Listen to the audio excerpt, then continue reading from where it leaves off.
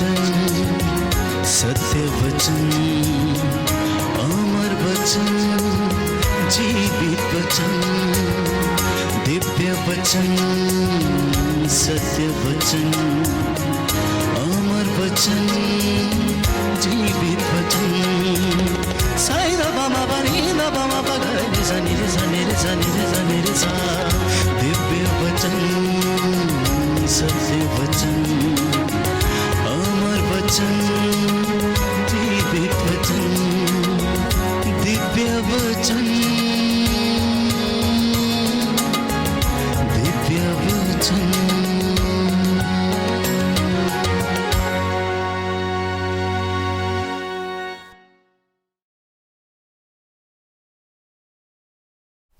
सबको जय यीशु की।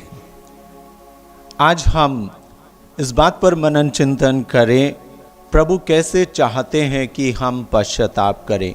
मार्कुस का सुसमाचार अध्याय 1 वचन 15 हम पढ़ते हैं। प्रभु ने जब अपना प्रचार कार्य प्रारंभ किया, प्रभु ने कहा, समय पूरा हो चुका है, पश्चाताप करो और सुसमाचार पर विश्वास करो। पश्चाताप करो और सुसमाचार पर विश्वास करो। इससे पहले कि हम सुसमाचार पर विश्वास करें, प्रभु चाहते हैं और बल देते हैं कि सर्वप्रथम हम पश्चाताप करें। बिना पश्चाताप करे यदि हम सुसमाचार पर विश्वास करते हैं तो वह बेमायने होता है। हालेलुया, प्रभु की स्तुति हो, प्रभु को धन्यवाद। इस घटना को प्रभु ने विशेष रूप से दर्शाया जब हम लूकस का सुसमाचार अध्याय 7 में जाएं और उसका अध्याय 36 से 50 तक हम पढ़ें। Gospel of Luke chapter 7 verse 36 to 50। हम यहाँ पर एक घटना को पढ़ते हैं और उस घटना में क्या होता है, एक फरीसी प्रभु को अपने यहाँ भोजन पर निमंत्रण देता है। इस घटना को आप पूरी तरह से अपने बाइबल से पढ़ लीजिएगा। मैं यहाँ पर कुछ मुख्य बातों को ही बोलूँगा। और जब वो फरीसी प्रभु को अपने घर में निमंत्रण देता है, वो तरह तरह के व्यंजन तैयार करके और पूरे गांव के लोगों को आमंत्रित करता है कि देखो प्रभु यीशु मेरे घर आने वाले हैं। और उसने बड़े भोज का प्रबंध किया और साथ साथ उसे बड़ा गर्व महसूस होता था कि वास्तव में प्रभु यीशु मेरे घर आ रहे हैं। और वो बहुत खुश था और वह बहुत उत्साहित था, ये सारी बातें उसके अंदर थी। पर कहीं प्रभु यीशु को आमंत्रित करने में और वो बहुत सारे गांव वालों को ये दिखाने में इतना व्यस्त हो गया कि जो बातें प्रभु यीशु उससे चाहते थे वो कहीं उसको भूल गया। इस घटना में बहुत सुंदर तरीके से हम पढ़ते हैं। और तब वहाँ क्या होता है, उस भीड़ में जब वो लोग भोजन कर रहे होते हैं तो वहाँ पर एक स्त्री आती है। हालेलुया, प्रभु की स्तुति हो। और वचन 38 हमें बताता है, और वे रोती हुई ईसा के चरणों के पास खड़ी हो गई, उसके आंसू उनके चरण भिगोने लगे, इसलिए उसने उन्हें अपने केशों से पोंछ लिया और उनके चरणों को चूम चूम कर उन पर इत्र लगाया। ये जो स्त्री थी, इसके विषय में बाइबल कहती है, लोगों को मालूम होगा, पर स्त्री ने आके इस वार्तालाप में अपने विषय में कुछ नहीं बताया कि मैं क्या हूँ, मैं कितनी पापी हूँ, या मैं क्या चाहती हूँ, या प्रभु से उसने एक शब्द नहीं बोला, कुछ भी नहीं बोला। जी हाँ, प्रभु यीशु तो अंतर्यामी है और वो जानते हैं। पर यहाँ पर हम इस अद्भुत घटना को पढ़ते हैं कि वो स्त्री बस आती है, प्रभु के पैरों पर गिर जाती है और वह रोती है, बस रोती है, बस रोती है। उसने प्रभु से एक बार भी कुछ कहा ही नहीं। इस वृत्तांत को जब हम पढ़ते हैं कि बस वो रोती रहती है और इसमें कुछ समय लगा। वो रोती रही, प्रभु के पाँव को भिगोती रही अपने आंसुओं से, बहुत देर तक ये चलता रहा। और यहाँ पर जब वो ऐसा कर रही थी, प्रभु ने तुरंत उस स्त्री से कुछ भी नहीं कहा और वहाँ के लोग देख रहे थे और प्रभु बहुत ध्यान से सभी लोगों की प्रतिक्रिया भी देख रहे थे और वो सुन भी रहे थे। और वहाँ पर उनके मन में कुछ भाव आने लगे और पीछे कुछ लोग वहाँ पर खड़े थे और वो इस प्रकार से जो फरीसी जिसने प्रभु को निमंत्रण दिया था वो खुद इस प्रकार के शब्द कहता है, वचन में लिखा है, हम 39 वचन में पढ़ते हैं। वो फरीसी कहता है, यदि यह आदमी नबी होता तो जरूर जान जाता कि जो स्त्री से छू रही है वह कौन है और कैसी है, वह तो पापिनी है। यानी कि ये फरीसी जानता था उस स्त्री को, और शायद अगर यीशु मसीह वहां पर नहीं आते तो वह स्त्री इस फरीसी के घर में प्रवेश नहीं कर सकती थी, क्योंकि ये फरीसी उसे जानता था कि वह पापिनी स्त्री है। और उसके मन में एक संदेह उत्पन्न होता है कि मैं तो जानता हूं इस स्त्री को कि ये पापिनी है, पर यीशु मसीह कुछ बोल क्यों नहीं रहे, और वो यीशु मसीह को छू कैसे रही है, वो स्पर्श कर रही है। अरे उसके दिमाग में ये बात आई, यीशु मसीह पवित्र हैं और इसलिए वो नहीं चाहेंगे कि कोई अपवित्र मनुष्य उनको छू ले, और जबकि ये स्त्री तो पापिनी है तो ये कैसे छू सकती है, ये तो गुरु हैं, ये तो पवित्र हैं, और इसलिए इन्होंने इसे तुरंत डांट करके भगा देना चाहिए, ऐसा उसके मन में विचार आया होगा। और तभी वो कहने लगा इस प्रकार की बातें। पर प्रभु ने स्पष्ट फरीसी को जवाब नहीं दिया कि तुम ऐसा क्यों सोच रहे हो, क्यों बोल रहे हो, पर वो एक कथा सुनाने लगे। और वो फरीसी से पूछते हैं कि 2 कर्जदार थे, और इस घटना को वो बताते हुए कहते हैं कि एक 500 का ऋणी था और एक 50 दिनार का ऋणी था, और कर्जदार ने जब दोनों को माफ कर दिया तो प्रभु पूछते हैं कि कौन उनमें से ज्यादा खुश होगा।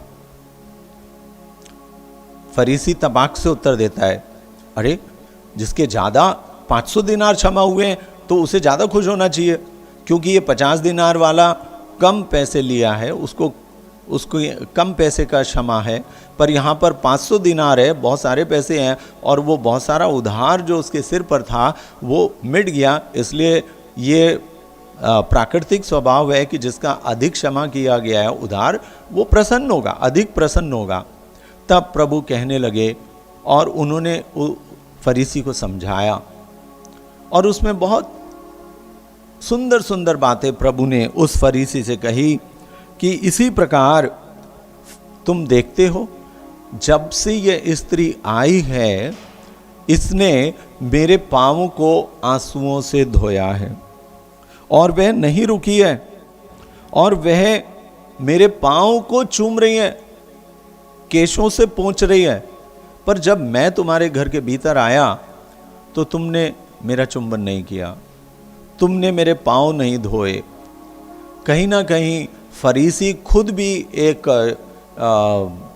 वचन का जानकार था, संहिता का जानकार था, और वो अपने आप को भी गुरु समझता था, इसलिए कहीं उसके अंदर थोड़ा सा गर्व था, चूंकि मैं तो गुरु हूँ इसलिए मैं यीशु मसीह के पैर कैसे धोऊं और क्यों धोऊं, क्योंकि उस ज़माने में ये प्रथा थी कि जब कोई मेहमान आता था तो उसके पैर धोए जाते थे। ये तो एक प्राकृतिक और उस समय की संस्कृति थी, परंतु फरीसी ने ऐसा किया नहीं, और संभवतः उसका कारण यही था कि उसके अंदर कहीं ना कहीं ये गर्व था कि मैं तो खुद एक गुरु हूँ, इसलिए मुझे पैर धोने की आवश्यकता नहीं है, या मैं किसी नौकर से धुलवाऊं तब तो हो सकता है, परंतु उसने वह भी नहीं किया। तो प्रभु ने इस बात के लिए फरीसी को बताया, और वो चाहते थे, यीशु मसीह चाहते थे कि फरीसी और वहाँ पर उपस्थित लोग इस बात को समझें। और तब वो कहते हैं, देखो इस नारी को, जब से ये आई है ये मेरे पैर धो रही है आंसुओं से, और ये रोती जा रही है, ये मेरे पैरों को चूम रही है। तब प्रभु ने एक बहुत सुंदर वाक्य कहा, सिमोन से कहने लगे, इसलिए मैं तुमसे कहता हूं इसके बहुत से पाप क्षमा हो गए हैं, क्योंकि इसने बहुत प्यार दिखाया है। हालेलुया। उस नारी ने कोई शब्द नहीं बोले, उसने कोई पश्चाताप की अपनी लिस्ट नहीं पढ़ाई कि मैंने ये पाप किए हैं, ये मैंने इस प्रकार कार्य किए हैं, प्रभु मुझे क्षमा कर दे। पर प्रभु कहते हैं कि इसने बहुत प्यार दिखाया। वो यीशु को इतना प्यार करने लगी कि वो उस भीड़ की चिंता किए बगैर वो वहाँ पर पहुँच गई, जबकि वो जानती थी कि दूसरे लोग भी उसे जानते हैं कि वो पापिनी है।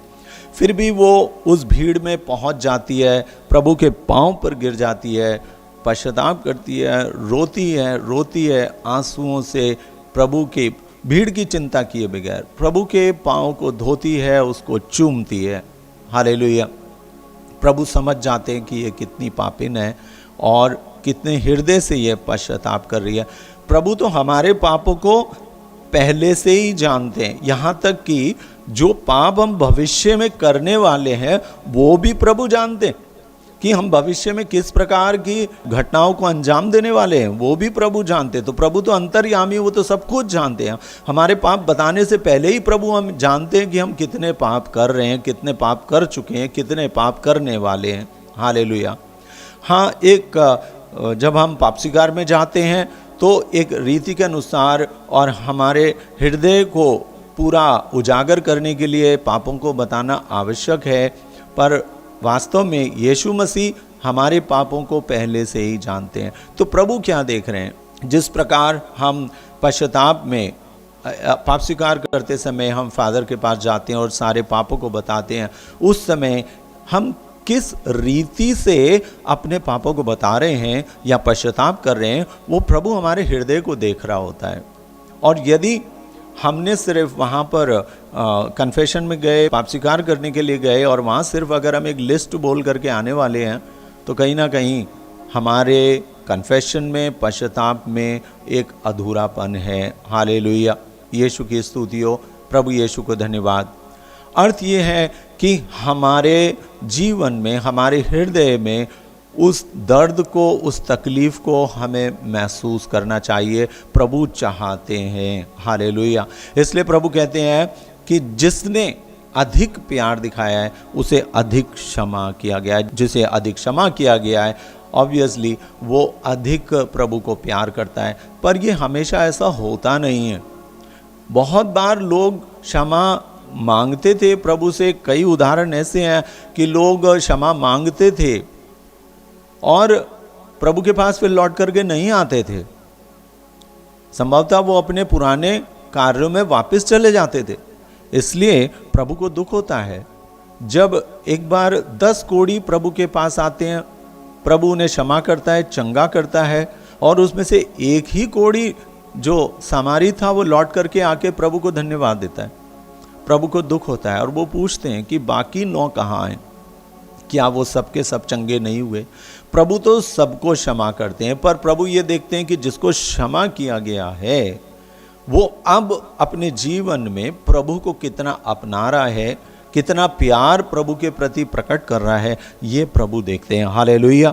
यीशु की स्तुति हो, यीशु को धन्यवाद। क्योंकि हम अगर यूहन्ना का अध्याय 8 और उसके वचन 10 से 11 में पढ़ते हैं तो प्रभु उस नारी से कहते हैं, उस जो वेश्या स्त्री थी जिसे लोग पत्थर मारने आए थे, प्रभु उससे कहते हैं कि जा, मैं भी तुझे दंड नहीं दूंगा, जाओ और अब से फिर पाप ना करना। इस वचन को हम पढ़ सकते हैं यूहन्ना का सुसमाचार अध्याय 8 वचन 10 से 11 में, जॉन चैप्टर 8 वर्स 10 to 11। अब क्या होता है, प्रभु चाहते हैं हम पाप ना करें का अर्थ है हमारे जीवन में परिवर्तन चाहते हैं। अगर हम उसी जीवन को दोबारा से जीते रहते हैं तो फिर हमारे पछतावा करने का कोई मूल्य नहीं रह जाता। हाँ ठीक है, कहीं ना कहीं तो परिवर्तन आना चाहिए, कहीं ना कहीं कुछ ना कुछ। अगर एक शराबी भाई है, मदिरा पान करने वाला, और मान लीजिए कि वो हफ्ते में 7 बार सेवन करता है मदिरा का और वो पश्चाताप करता है, तो जब अगले हफ्ते भी वो जाता है, अगर उसने सच्चा पश्चाताप किया है तो वास्तव में ठीक है, मैं मानता हूँ कि अगर वो 7 दिन मदिरा नहीं रोक सकता तो कम से कम तो कर सकता है। कम से कम 2 दिन 3 दिन वो छोड़ दे, कम से कम 1 दिन तो छोड़ के प्रभु को दिखाए कि मैंने, देखो प्रभु आपको इतना प्यार किया। ठीक है, अब आपने अगर एक बार उसे छोड़ा है, एक कम भी अगर आपने किया है तो वो कुछ परिवर्तन दिखाता है। आप अगले हफ्ते और बेहतर कर सकते हैं, परंतु आपकी शुरुआत ही नहीं हुई तो वो परिवर्तन नहीं हुआ। इसलिए पश्चाताप में प्रभु चाहते हैं आवश्यक रूप से कि हमारे जीवन में परिवर्तन आए। परिवर्तन तभी आएगा जब हम यीशु को प्यार करेंगे। जी हाँ प्यारे भाई और बहनों, जब हम यीशु को पूरे हृदय से प्यार करते हैं, परिवर्तन तभी हमारे जीवन में आता है। अन्यथा हम उस जीवन को वैसा ही जीते रहते हैं जैसे जीते आए हैं। और ये सच्चे पश्चाताप की आवश्यकता को प्रभु दिखा रहे हैं कि पश्चाताप कैसे किया जाए, यानी कि हृदय से, प्रेम से किया जाए। एक फॉर्मेलिटी, एक प्रकार की रीति रिवाज ना करें, क्योंकि वो पूर्ण पश्चाताप का चिन्ह नहीं होता है। हालेलुया, प्रभु की स्तुति हो। और पेतरुस इस प्रकार से कहते हैं, यदि हम पेतरुस के अध्याय में जाएं तो वो हमें बताते हैं, पहला पत्र पेतरुस का अध्याय 1 में और वचन हम 19 पढ़ें। 1 Peter chapter 1 verse 19। और यहाँ पेतरुस कहते हैं कि आपका उद्धार एक निर्दोष तथा निष्कलंक मेमने अर्थात मसीह के मूल्यवान रक्त की कीमत पर हुआ है। ये बहुत दर्दनाक है। इसलिए जब हम पश्चाताप करते हैं, इस बात को याद रखें कि आपको जो पश्चाताप का ये मिला है, अनुग्रह मिला है, वरदान मिला है, आपको जो ये वरदान मिला है, जिसके द्वारा आपको आज क्षमा मिली है, वो क्षमा आपको ऐसे ही नहीं मिल गई है। बिना किसी कष्ट या बिना किसी परिश्रम के आपको क्षमा नहीं मिल गई है। ये क्षमा मिली है, यहाँ लिखा है, एक निर्दोष तथा निष्कलंक मेमने अर्थात मसीह के मूल्यवान रक्त की कीमत पर। इसलिए जब हम पश्चाताप करते हैं प्यारे भाइयों और बहनों, याद रखें कि इस पश्चाताप के लिए कोई सूली पर मर गया था। इस पश्चाताप के लिए कोई 3 किलो पर क्रूस पर लटक गया था। किसी ने अपनी पीठ को पूरी तरह से छलनी करने दिया ताकि वो पश्चाताप की क्षमा आपको मिल सके, आपके गुनाहों की क्षमा मिल सके। जब हम उसे याद करेंगे, जब हम उस प्रभु यीशु मसीह को पूरी तरह से याद करेंगे, हमारे जीवन में परिवर्तन आएगा, क्योंकि उसके मूल्यवान रक्त की कीमत पर हमें पाप क्षमा मिलती है। We receive forgiveness by the power of the blood of Jesus। और जब हम पश्चाताप करते हैं और सच्चे हृदय से प्रभु के पास आते हैं, वास्तव में प्यारे भाई और बहनों, उसका बहता हुआ लहू हमारे हृदय को साफ करता है। विश्वास करें। यदि आप विश्वास नहीं करेंगे तो मैं सच्ची बताता हूँ कि कहीं ना कहीं आपके आध्यात्मिक जीवन में कमी रह जाएगी। आप पूर्णता को प्राप्त नहीं कर पाएंगे, एक अधूरापन रह जाएगा। पूर्ण विश्वास करें कि वास्तव में प्रभु यीशु का बहता हुआ लहू, क्रूस पर से बहता हुआ लहू हमारे हृदय के मैल को धोता है, शुद्ध करता है। इसलिए उसके बहते हुए रक्त के दर्द को समझें, उसके क्रूस के उस दर्द को समझें। एवरी टाइम, हर समय जब हम पाप स्वीकार के लिए जाते हैं, उस क्रूस के उस दर्द को, उस तकलीफ को महसूस करें। यदि आप ऐसा करेंगे तभी आपके जीवन में परिवर्तन आएगा। हालेलुया, प्रभु की स्तुति हो, प्रभु को धन्यवाद। और तभी हम कह सकते हैं कि हम ईश्वर को प्यार करते हैं, क्योंकि जब हम बार बार उसके दुख को याद करेंगे तो कहीं ना कहीं हमारे जीवन में परिवर्तन आएगा। हम लगातार उसको प्यार करने लगेंगे। हम पढ़ें यूहन्ना का सुसमाचार अध्याय 4 वचन 8। अध्याय 4 वचन 8। First letter of John chapter 4 verse 8। जो प्यार करता है वह ईश्वर की संतान है और ईश्वर को जानता है। जो प्यार नहीं करता वह ईश्वर को नहीं जानता, क्योंकि ईश्वर प्रेम है। हालेलुया, ईश्वर प्रेम है और वो हमसे प्रेम चाहता है। और वास्तव में ईश्वर की आज्ञाओं का पालन करना ही ईश्वर के प्रति प्रेम करना है। और तभी हम अब एक सच्चे पश्चाताप के द्वारा हम ये प्रकट करते हैं कि प्रभु, हम तुझसे प्रेम करते हैं और तेरे प्रेम की खातिर फिर हम कुछ करने के लिए तैयार हो जाते हैं। तो आवश्यक है कि हर पश्चाताप के द्वारा हमारे जीवन में परिवर्तन की झलक दिखाई देती है। हमारे हर एक पश्चाताप के बाद हमारे जीवन में जो हमारे कर्म थे उसमें फ़र्क आता है। हमारे जो कुकर्म थे वो सुकर्म में बदल जाते हैं, यानी कि हमारे कामों में कुछ ना कुछ परिवर्तन होना चाहिए।